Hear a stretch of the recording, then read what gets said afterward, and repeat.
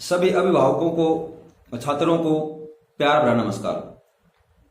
साथियों, मैं हूं राजेश गौड़ और आपका आपके अपने चैनल मैथ वाला माई एनी टाइम क्लासरूम में स्वागत करता हूं। साथियों, आज की वीडियो का जो हमारा टॉपिक है वो है कि नवोदय विद्यालय की जो लिखित परीक्षा हुई है 6 अप्रैल 2019 को, उसमें लाखों छात्रों ने लिखित परीक्षा अपनी दी है और उन्होंने अपने मार्क्स भी टैली कर लिए होंगे।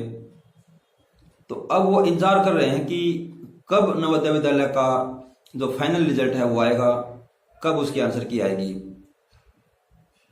लेकिन उससे पहले हम कुछ तथ्यों पर बात करना चाहते हैं जो कि बड़े ही काम के हैं। आप इस वीडियो को बड़े ध्यान से समझना, क्योंकि अगर आप भी ये गलती करोगे तो निश्चित रूप से आपको भी पछतावा बाद में हो सकता है।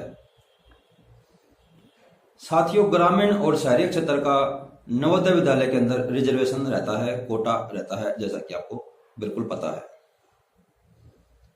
लेकिन कौन विद्यार्थी शहरी है और कौन विद्यार्थी ग्रामीण है, रूरल एरिया में आता है, इसका फैसला कैसे होता है। तो एक एग्जांपल लेते हैं इस बात को समझने के लिए। सपोज करो कि आप किसी गांव में रहते हो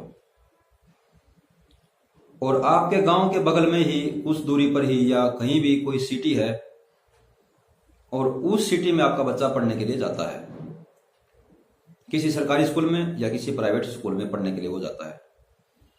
और आपने एप्लीकेशन अपनी लगाई है और उसके अंदर आपने रूरल लेकर के आपने एप्लीकेशन लगाई है कि मैं ग्रामीण छात्र हूं और मेरे को रिजर्वेशन बिल्कुल मिलना चाहिए।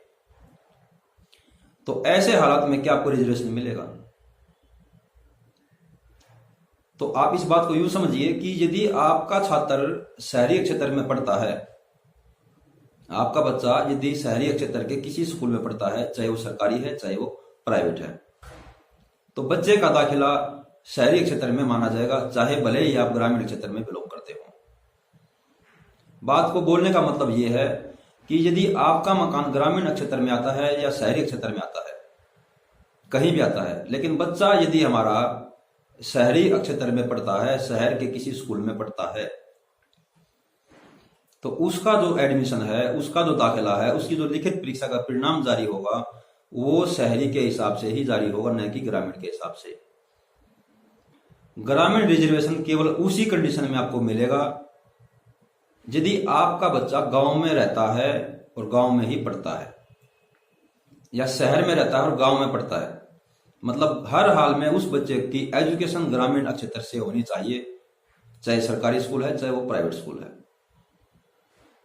यदि बच्चा शहरी क्षेत्र में पढ़ता है तो शहरी माना जाएगा और ग्रामीण क्षेत्र में पढ़ता है तो ग्रामीण माना जाएगा। यानी कि रेजिडेंस, यानी कि जो हम रहते जहां पर हैं, रहने की जगह से कोई इसका लेना देना नहीं है, कोई नाता नहीं है। इसका सीधा सीधा नाता किससे है कि आपका बच्चा कहां पर पढ़ता है, आपका एडमिशन किस स्कूल में है। तो उम्मीद करता हूं आपको बात समझ में आ गई होगी। अगर बात समझ में आई है तो वीडियो को लाइक करें और अपने दोस्तों